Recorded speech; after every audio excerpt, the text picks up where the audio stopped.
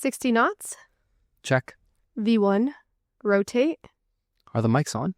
The mics are on. Welcome back to episode 7 of the Blue Skies podcast. Again, we are your hosts. I'm Trisha Verdi, and we have Aryan Ganatra beside me. Today, we are with Lynne McMullen, the president of Northern Lights, with us today for a special episode. Welcome to the Blue Skies, Lynne. Thank you so much. Yeah. Pleasure to be here. Look forward to hearing a little more about your experiences. So rather than us introducing you, Lynne, why don't you tell us a little bit about what drew you to aviation and more specifically your career in flight training? I hope you have more than an hour. I became interested in aviation because I was so fortunate to grow up with a father who's a private pilot. He had a plane of his own. It was a Piper Tripacer. I was 3 years old. I went back in his logbook and found how old I was when I went on my first flight with my dad. Bit of a fun fact, given how much I enjoy flying and aerobatics now, is that they had to get over the fact that I was airsick every time I went flying with them. And so they figured out that if they put me in a car seat so I could see outside the window, then I would be just fine. Oh, wow. That was the beginning of me being excited about aviation. Every time that Dad wanted to go somewhere, even just going out to the hangar to do work on the aircraft, I was always there. I thought it was the coolest thing. I admired everything that he was doing.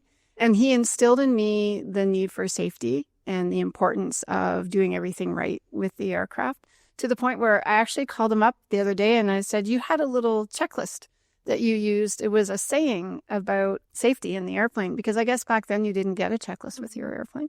And he had this little phrase about how to make flying good and safe. And that was what he used. And I still remember him instilling that in me. Grew up literally dreaming of flying that airplane. So when his parents actually gave me a little bit of money, I asked if it was okay to go and get my private pilot's license, because I wanted to be a private pilot like my dad. So that was the beginning. Oh, wow. He seems like a good pilot. He is. Well, it's interesting because I always saw him do that with everything that he did. Everything had to be done right. It had to be done safe. Growing up, if you were going to use something mechanical, you had to read the manual before you were allowed to go and use that mechanical thing.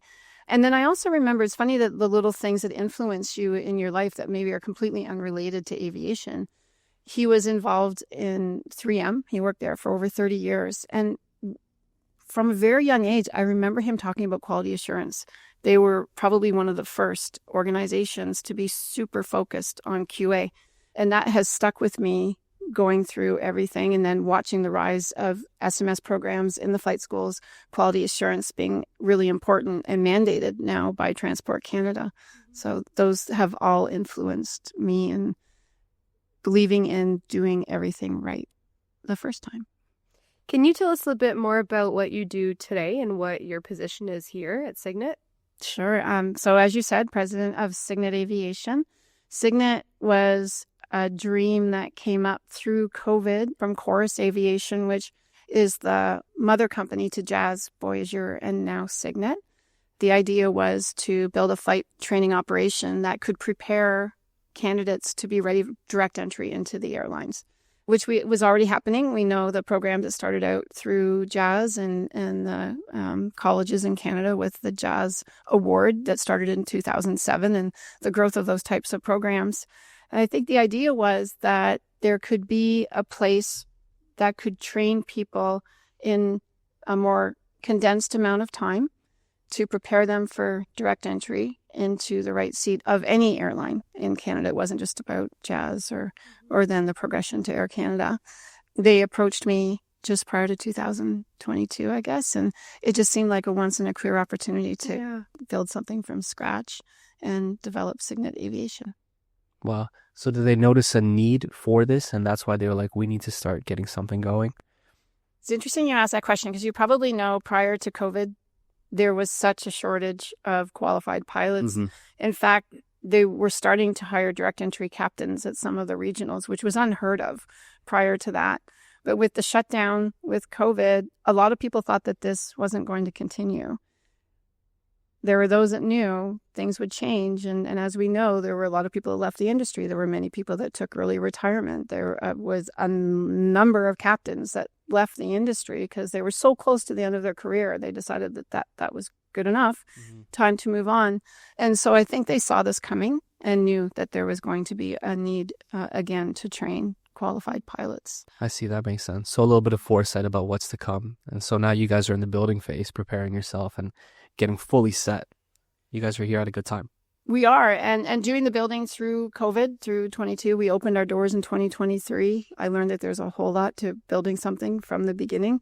It was an amazing experience and helped me understand that in previous places, and I'll say in my time at Seneca College, which was phenomenal in my own growth and development, I learned when we moved the school to Peterborough how many magical things just happened in the background because we had so much strength in all the departments. And when you go and you start from scratch on your own, you have to build all that out yourself, which has been great.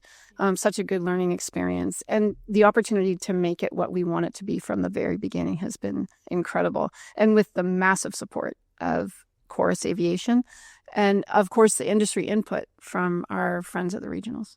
At any point in your childhood, seeing your father with flying, did you ever see yourself going into the flight training side of aviation or commercial or anything else? It's funny. I honestly thought I wanted a private pilot's license. I thought it was great the way that Dad had that opportunity. And he even used it to commute sometimes for business trips inside Canada. He would fly himself, and I just admired that. I had a dream when I was in high school that I wanted to be a teacher, and I wanted to be a phys ed teacher. I loved my sports. I really enjoyed the time I spent with coaches, but I got it in my head that I wanted, and I guess in instruction, I ended up being a teacher of a different kind, but I wanted to be a really good high school coach. So that was the dream. And my initial foray into post-secondary education was in kinesiology at Western. Oh, wow. Yeah. So no, I had no idea I was going to end up in aviation. How did you get from kinesiology and Western to where you are now? 6 long years, 3 majors, 2 universities, and finally realizing that I wasn't finding what I wanted in this education. So I graduated from university and went and got my pilot's license. Wow. And it was interesting because once I got started on flying, you couldn't get me out of the books. Whereas before I was just, what am I doing here? I know I need an education, but it's not getting me to the career choice that I want. So I never did become a high school coach. Yeah. Well, how has the landscape of flight training changed since you first entered the industry? So the technology, I would say, would be the biggest thing. I trained at a school. It was great. I had a good experience. And a lot of people who have progressed into wonderful places in the industry were training alongside me at Aero Academy in London, Ontario. It doesn't exist anymore. We didn't have flight simulation as one. We didn't have digital cockpits. We didn't have aircraft as technologically advanced as the Diamond 40s and 42s that I'm flying now. And then there's also the progression in training methodology. It's taking us a while to get there, but things like focused on competency-based training, allowing students to progress at their own pace, and greater credit for simulation, which I know that we're working on it. The concept of the ATO is coming. I'm thrilled that Transport Canada is focusing on this and making a push that this will happen in the next couple of years. The face of flight training is so very different now. And then also bring in, I believe that we're getting to the point where people really understand that flight instruction is a profession. It's not a stepping stone to doing something else. We have incredible instructors here who are committed to being flight instructors. They enjoy imparting knowledge. Not an easy thing to do. This is a really great career. So there's so many pieces that are coming together in Canada to make flight instruction such a phenomenal opportunity. Just a question about flight instructors. My experience with instructors themselves have been that they come in from a different part of the industry and they bring experience, and then this might be maybe on their latter half of their career. Is that the case for all instructors, or can instructors progress without any other outside experience within aviation?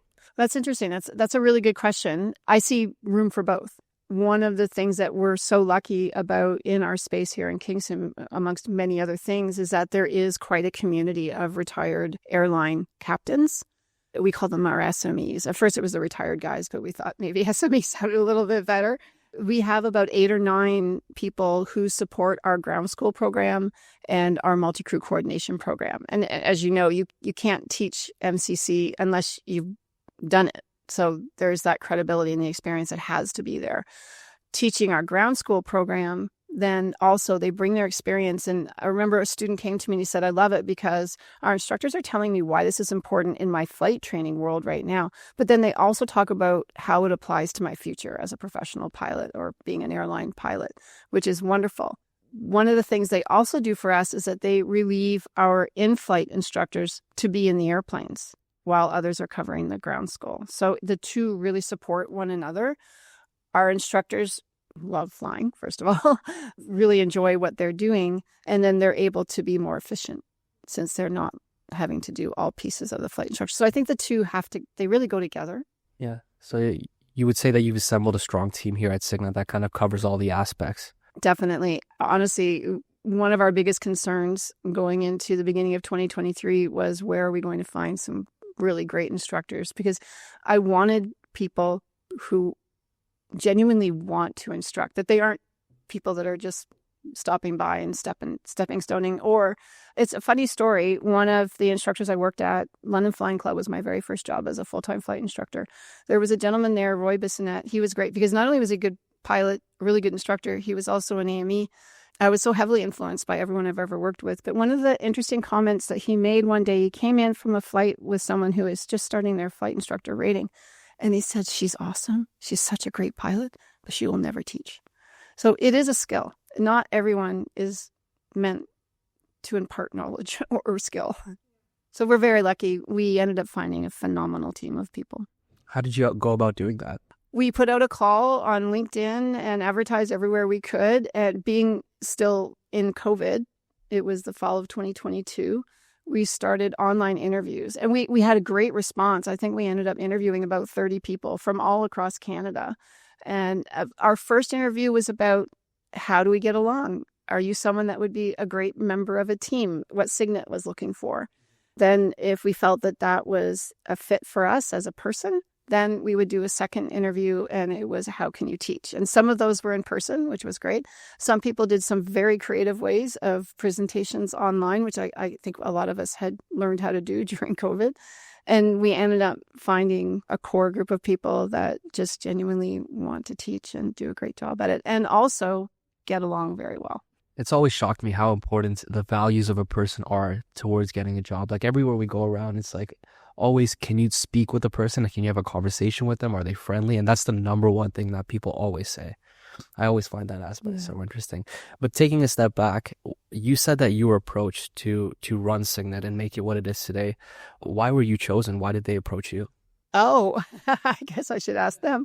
I think that I had a lot of experience. When I first became a flight instructor, as I said, I've been influenced by a number of people, and I worked at a few flight schools in Ontario. I had the opportunity to be in different atmospheres. I had an opportunity to learn what I really enjoyed out of leaders and people that I had worked with.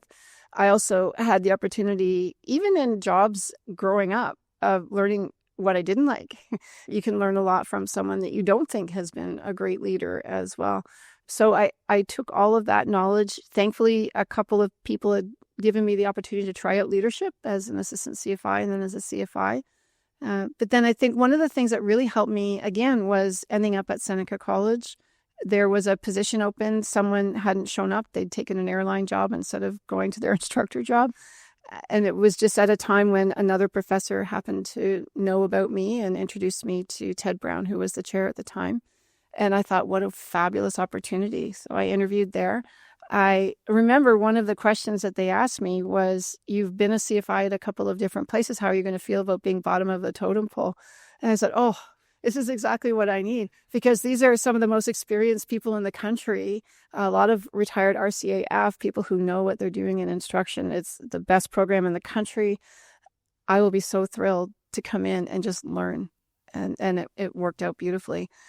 So I think the opportunities to work under some of those mentors, Dominic Totino was the last chair that I worked under before I had the opportunity to be academic chair there.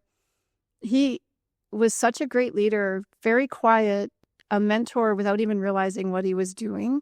And I think that aligns with a lot of the people that I worked with there as flight instructors. I could name them all and say I learned something from each one of them because they were just so very good at what they did. Well, from your experience, I guess, not only with Cygnet, but different flight schools that you've worked with, what are some of the biggest challenges that flight schools do face when it comes to maintaining high standards of training? Resources, I think, would be one of the big ones. If you really want to do the job well, you have to have a proper functioning SMS program. You have to have a proper functioning quality assurance program. And you need good equipment. We're so lucky here that we have state-of-the-art flight simulation training devices. We have state-of-the-art aircraft. Without the resources to support all that, developing a safety management system program in the beginning stages doesn't seem too challenging, but once it grows and it becomes active and everyone's really taking part, then that becomes a whole department to manage it. Quality assurance, the same thing. As you grow as an organization, being able to manage that. And so many of us are very good at collecting the data, but then what is it that you're going to do with that to close the loop? So I think that support is so important for an organization. Meanwhile, you're still trying to schedule all your students, keep your aircraft up and running and on the line, manage the weather situations, the people issues that come up. So I would say that it is being able to properly manage all of the resources to keep each of those programs functioning properly, because data is nothing unless you're doing something with it. So you mentioned this earlier, but you mentioned competency-based training. Could you explain what competency-based training is and hour-based training?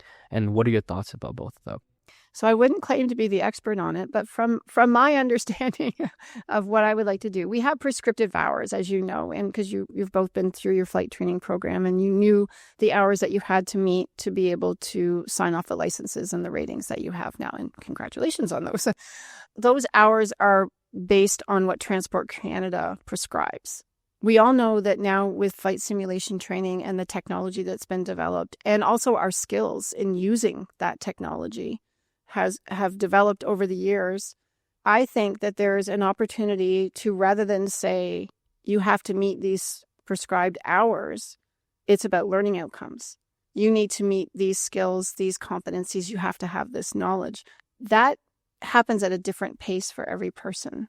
So if you can construct a matrix of all of those learning outcomes, how they can be met, rather than saying, as an example, today, we're going to go out and we're going to learn steep turns and we're going to dedicate 1.5 hours to breaking down the steep turn.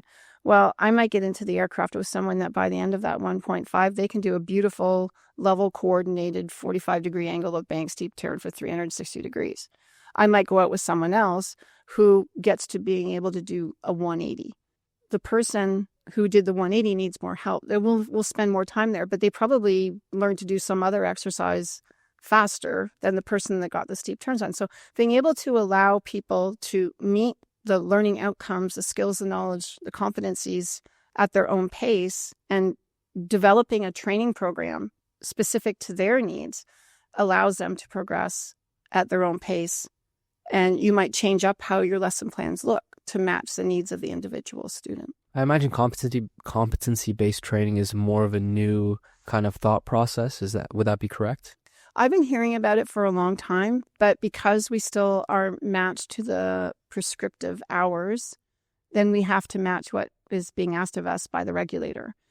They're moving in this direction. They are moving towards the ATO, Approved Training Organization concept, and inside that concept, there will be room to go to competency-based training. That could be a conversation in itself, but one of the benefits of this is being able to train with alternate means of compliance. So we might be able to prove through testing and research that we could remove certain exercises from the aircraft and train it more in flight simulation and be very effective there. So we might end up having students with different amounts of time in the airplane versus a simulator because they're able to train at their own pace in a way that suits their learning technique as well. That's the other thing that you can match is each of us learns differently. As you know, I'm a very visual learner. Flying works well for me because I'm a hands-on person. So we could also look at how can we deliver the training in ways that better suit the needs of the individual person. I see. And where would this kind of change come from, like top down, TC downwards, or are flight institutions able to make their own adjustments?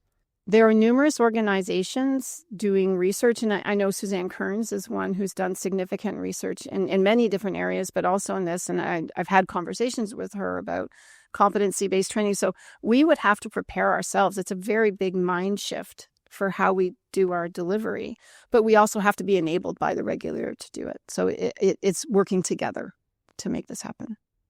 On the same train of thought, in terms of training methodologies, how has AI influenced flight training today? So I'm aware of significant progress in the armed forces, especially in the United States Air Force has done significant work in this area. And I know of others that are developing AI and VR type simulation training devices. We haven't incorporated this yet ourselves at Cygnet. We're very excited about what's being done. And I'll be honest, I know I've had this conversation just recently about using AI in day-to-day work. I haven't embraced it yet. I'm getting there. I think it is a wave of the future. We're just not there yet. Do you see Cygnet moving towards that direction? Absolutely, yes. We are in conversation with a company that's building virtual reality type training devices. I think that there's absolutely a place for that in our training program. 100%. I guess you're right. Technology is so rapidly increasing. We just have to try to stay with it, right, as it continues. Yeah. And I have to admit, Cygnet, we're celebrating 2 years as a career college in March. And it's been quite an experience growing the organization. So one step at a time. You can try to do too much too fast. We're really excited now that we've got to the point where we're graduating students. They're moving on to the airlines. We're looking at what our next steps are, and that's definitely one in the future for us. That's true. Would you say you guys have built like a solid foundation to now start looking even more ahead into the future? That's exactly it. Yes, you have to have the proper foundation. And that was initially the team. The team is incredible. Students, now that we have students that have come in and they helped us build because they helped us understand what is beneficial to the student experience. And so it's been a real team effort between the staff and the students that we've had here. We work very closely together with our students, and they have helped us construct that foundation. That's a perfect way of putting it.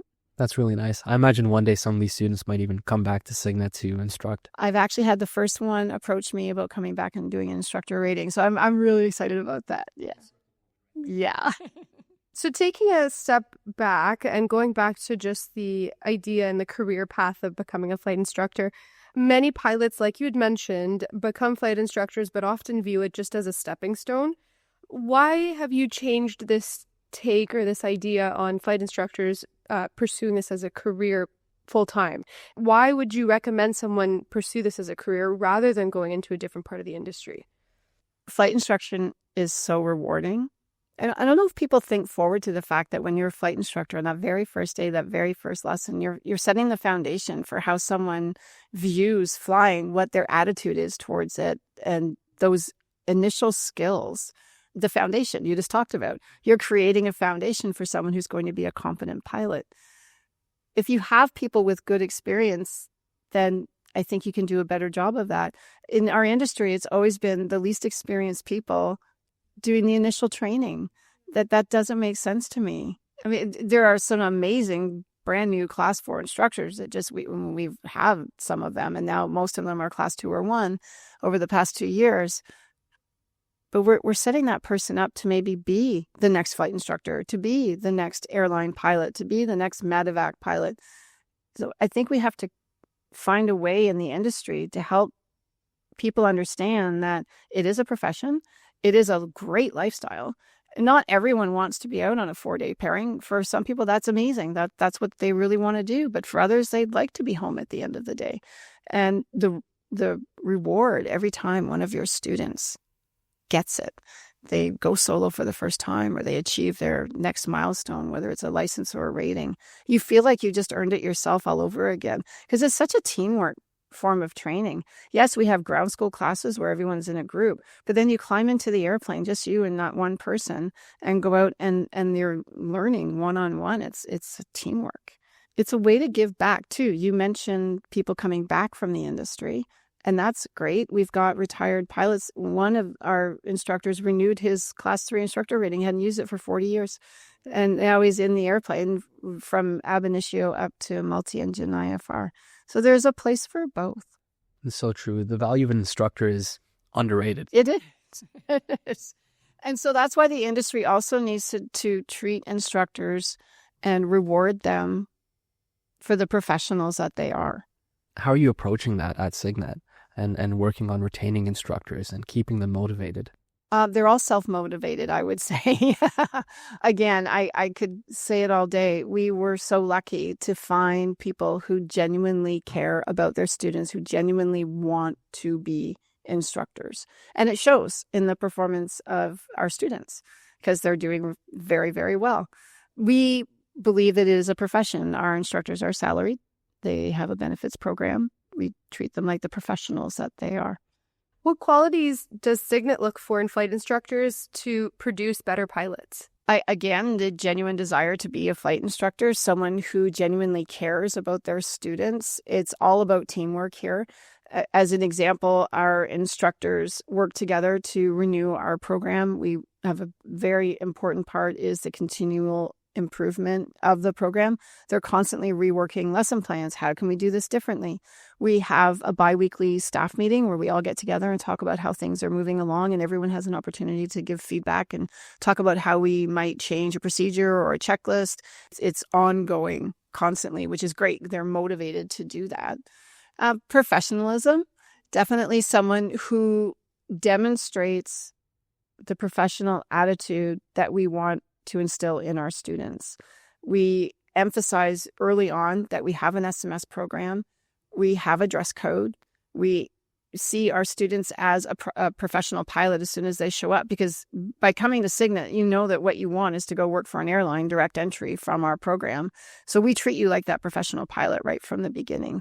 So we have a code of conduct. We have, as I said, a dress code, and we lead by demonstration. So we look for that in our flight instructors. But at the same time, there has to be the friendliness, because as I said before, it is a team effort. It is a one-on-one type of training and learning.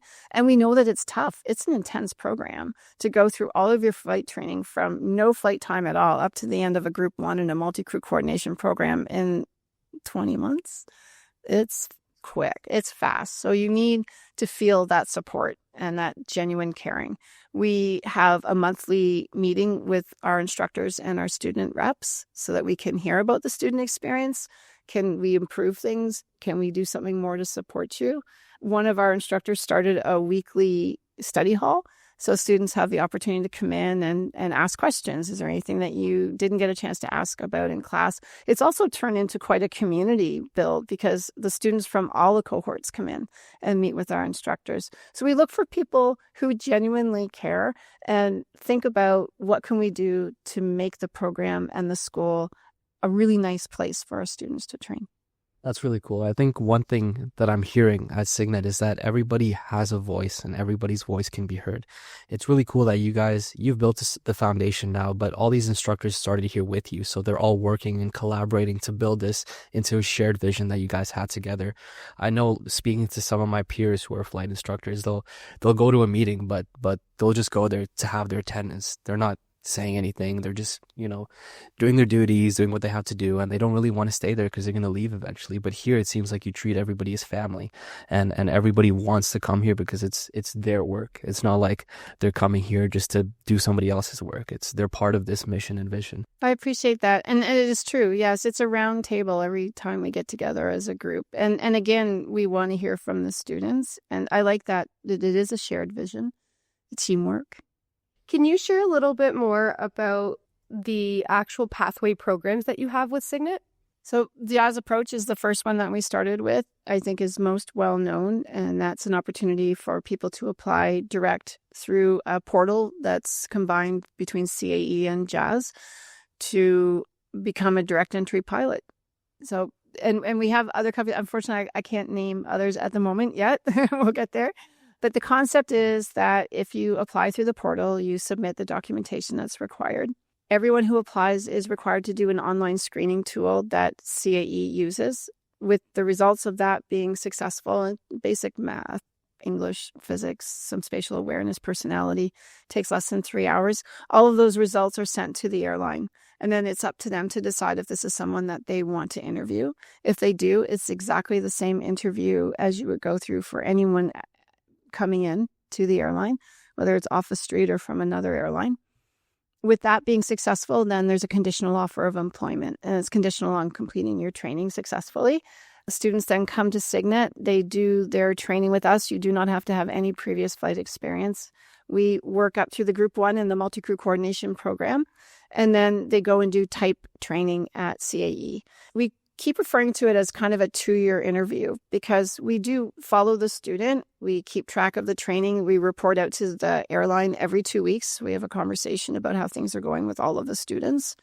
They have to be recommended by us to go to CAE for the type training, and then CAE has to recommend them to the airline again to ultimately the employability and the type rating. So it's a process. As I said, it's intense, but if managed well by everyone involved, then it ends up with success. And right now we have some students from our first cohort doing their line checks. Yeah, could you speak a bit more? So you mentioned that you guys are celebrating your 2-year anniversary. What is the success looking like for the first few groups that graduated? Right now, 100%, which is really exciting. Yeah, we're over the moon about that. And that, again, has been such an effort between both the instructors and the students. They worked so hard, all of them, to get there. So far, our first 2 cohorts, the first one is, as I said, in the midst of finishing up their line indoctrination training. The second cohort is in training right now on the ground, and so we'll learn more about how that goes. But so far, all the word is good. We'll keep our fingers crossed that it stays that way. we feel like we prepared everyone. And now the next step that's really important to us is the feedback from the employer, because we've done our internal QA and our internal corrections or upgrades or updates, but it will be so important to not only hear back from the employer, but also to hear back from our graduates about, hey, what could we have done that might have better prepared you for where you're going? So we're really looking forward to that. That's true. It's really nice that everything seems very connected. Everything was built this way. That's a thing that's been happening in the industry that I've been really excited to see over the last 10 years. There used to be a divide between the flight training organizations and the airlines or the industry. And especially through working with Air Transport Association of Canada over the past 10 years, I've seen quite a coming together. And initially, I think that was due to such a shortage of pilots. And we needed to work together to arrange for a way to better prepare people for direct entry. But now I think that there's a cohesiveness that's happening between the educators and the airlines. And there's so many more partnerships developing, which has created such a good opportunity for us to understand what we need to do to prepare people to go through to the airline. So I'm thrilled about this connection and this conversation that's happening across the industry in Canada. That's true. And it seems like you guys are almost founding this movement. I mean, other institutions have always been connected to an airline in some way, but you guys are directly chain and link connected to Chorus, which is connected to other airlines. I feel like that's very new, and it'll be interesting to see how it goes. And you guys are having great success so far, so it seems like it's in the right step. Thank you. Yeah. We've learned a lot about flight instructor and that side of your career. We want to now look into your volunteer work with Northern Lights, and you mentioned ATAC and everything there. In 2014, you were recognized for an Elsie Award in the education department, I guess. What did that mean to you? The most meaningful part of that to me was that I was nominated by students. And that was 2 students that I'd been working fairly closely with at Seneca. They had helped out as student reps. And again, I've always believed in the need for students to give us input so that we can understand the student experience and do what we can to make it better, improve it. So the most meaningful part actually was that nomination. In fact, I had nominated someone else that year in the industry. And it was funny because when Kathy called me to tell me that I was receiving the award, I actually thought she was calling to get more information on my nomination. So it was funny, I pulled over and I called my mom. She caught me on the drive home from Peterborough. So how did you find yourself getting involved with Northern Lights after that Elsie Award? So I had actually already been involved as part of their advisory committee. And again, in my role at Seneca, I had asked, and they were very generous, to provide a boardroom every year for us to have our advisory committee meetings. And we would bring industry in to talk to us about how to better develop the organization. And that's where we got some of our sponsorship and our ideas on how to grow the Northern Lights. After receiving the award, the following year, they asked me if I would like to join as a board member. So that was exciting. Incredible group of women. I was so thrilled to be involved with them. And again, another opportunity for mentorship with phenomenal women in the industry. And at the time, I was the director for scholarship and helped work with the organization to try and build out our scholarship program. And how have your roles changed over the years throughout the organization? I ended up being secretary and treasurer for a little while. And then I guess it was just over a year ago that I was asked if I would be interested in assuming the role as president, which I was, first of all, honored to be asked. And I thought it's so rewarding to me to work with the organization that this was something that I would really like to do. A little overwhelming. But the nice thing about the organization is that we all work together. Again, it's such a team effort. Everyone supports one another and has a role to play. And we support each other in the different departments, as you know. All right. So I guess to understand a little bit more about why you do what you do, what excites you the most about Northern Lights Aero, our mission and our vision? What kind of keeps you going and to make you do what you do? Inspiring and raising up other women in aviation. I think you probably know that one of the biggest barriers to flight training and becoming an AME in Canada or any job is the funding. Like, we have to find more funding for people. It is so rewarding every year when we're able to give young people an opportunity with the scholarships that we have. And I say young people, but I'm so impressed by women that are looking for a second career.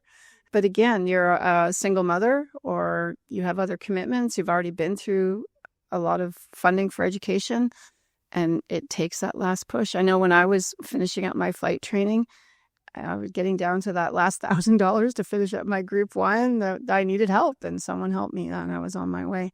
So I would say the biggest thing for me is to continue these efforts and to find more funding, find more opportunities so that we can give more scholarship money out. We receive over 80 applications every year for the Captain Judy Cameron Scholarship and the Northern Lights scholarships that we've thankfully been able to expand to. And it's really hard to not be able to help everybody.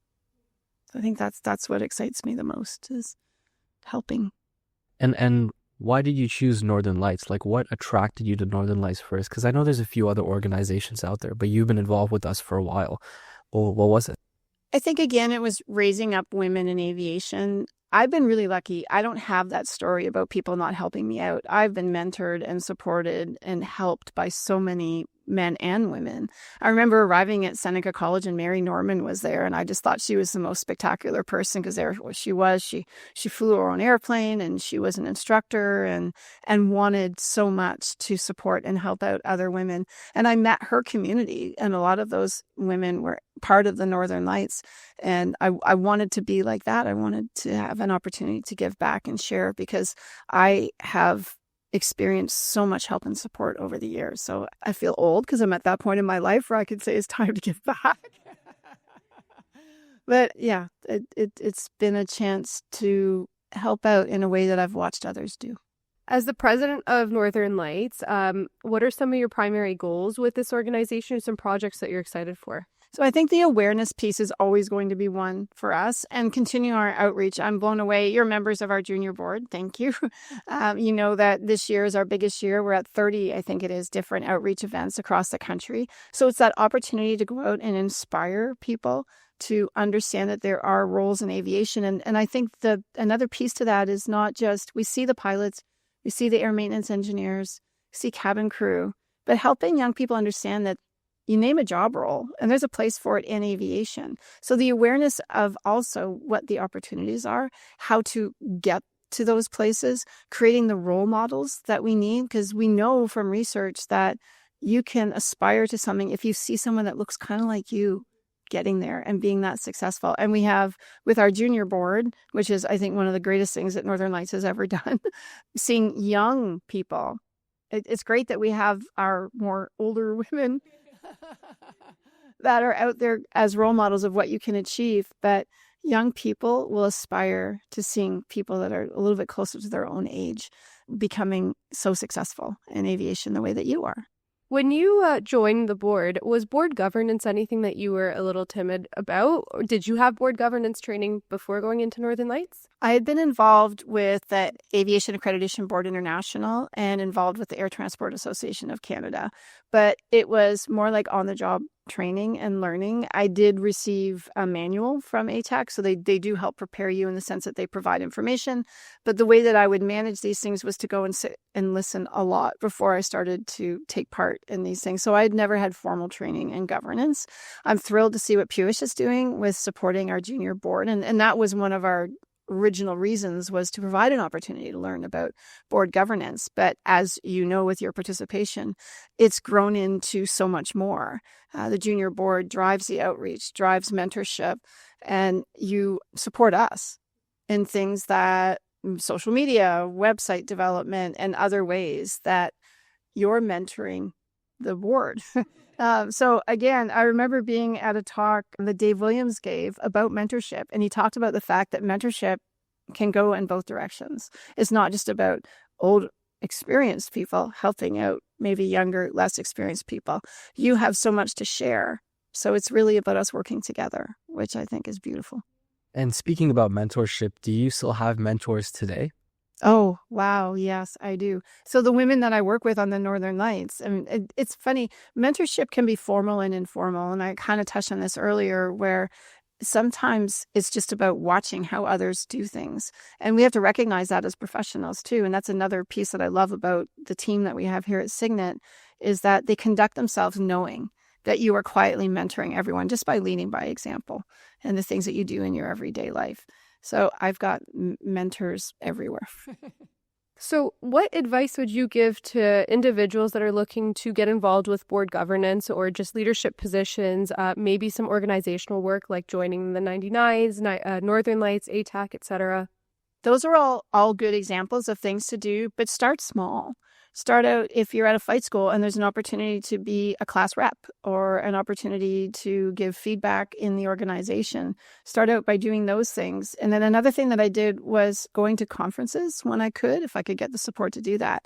And I would learn from others and watch how they did presentations. And then I started putting my hand up and saying, I'd like to do a presentation. Maybe I could speak to this point. This is something that I understand. So taking small steps, or if there's something in your community that's even unrelated to aviation, if you can find a way to take part in a club or an organization that's meaningful to you, so you can learn about each different type of board, because there are different types with nonprofits versus others, or they have student positions on the board at your school. So baby step your way into these things and interview people. Find out what it is. Well, you're doing that now with your podcast, but young people can go and interview people who are in roles that they'd like to understand more about so they can develop those skills. I want to know, what was your mindset stepping into the role of presidency for Cygnet and Northern Lights? Like, were you scared? Were you nervous? Were you like, this is easy? Like, what was the thought process? I think coming into this role at Cygnet, it was just excitement, because I had had a chance to work in different types of organizations. I'd had an opportunity to have leadership roles in those. I'd had opportunity to start at the bottom and work my way up and end up being an academic chair or a director of program development. So this was a chance to take all of that knowledge and put it into building something brand new and trying to do it really well. It's interesting. I had an airline captain who came to me when I was working in Burlington and said, my son's 14 years old. He wants to have a recreational pilot permit. Eventually, he wants to be an airline pilot. And I want a class 1 to teach him. Will you teach him? And I did the same thing there. I thought, this is the opportunity to do it all exactly the way you're supposed to do it, to make it work. And it was really fun just to do it all by the way that Transport Canada lays it out. And it worked. And he ended up with his RPP, and he ended up with his private, and now he's an airline pilot. So I saw this as an opportunity to put together all that background knowledge And not just by myself. This has, again, been a huge team effort, from the input from Chorus, the input from our airline partners, the input from the team as we slowly grew from being just 2 of us to now we're 27. So it's been such a great opportunity to try and do something really well. I feel like you've entered all of your positions with this open mindset of just soaking in as much information as possible and just learning. And I feel like that's the base quality that you had throughout all of this. Would that kind of be correct? That's correct, because I know that I don't know everything. And the dangerous part is when you don't know what you don't know. As I said, step by step along the way, from Bob Miles and Bill Scott of Empire Aviation, that I learned about leadership and the way that they developed Empire, to watching the leadership of restaurant managers that I worked for when I was making money so I could go to school, up to, as I said, I was so amazed by all of the resources of being with the college, and then moving on to where I am now and understanding that you need support. You have to reach out. You have to ask questions. If you don't know the answer, then never be afraid to ask. And then working again with the regulatory compliance with Transport Canada, with the Career Colleges Ontario folks, there's always something new to learn. Yeah. You have such an extensive career. What are some achievements that you're most proud of? And likewise, what are some lessons that have been most impactful? Oh, wow. As I said, to have students recognize me and nominating me for the LC was huge.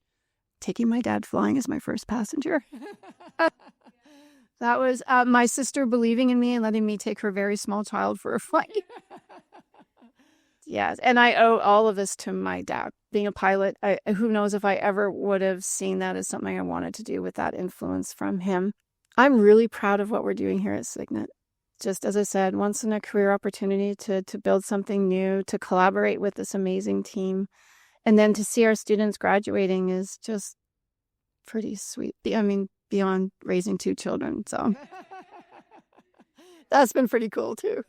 But it does feel like, I guess, in a sense, like having another family and raising another family of 7 or 6 that graduate and go off into the industry, and you see them come back. It's true. Absolutely. And I think the other thing is I feel so honored for the friendships that I've been able to develop along the way, the people that I've had an opportunity to work with and to grow with, and especially at the Northern Lights. And what about some of the lessons that have been that you've learned along the way? Listening is much better than talking. Would be one. Safety, 100%. I know we all say it and it sounds like it's just something we all spit out, but safety, teamwork, you have to build a good team. It takes a crew, a community to grow something, and do your research. Yeah. So you've been in this industry for a long time now, through a lot of roles. What are you looking forward to in the future of aviation? I'm looking forward to the opportunity to become an ATO and to hopefully move into competency-based training. I mean, we've all been talking about it for a long time.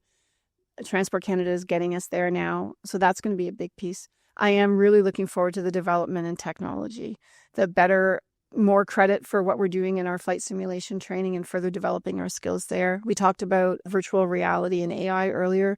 I think that that's going to be mind-blowing when we end up embracing it inside aviation.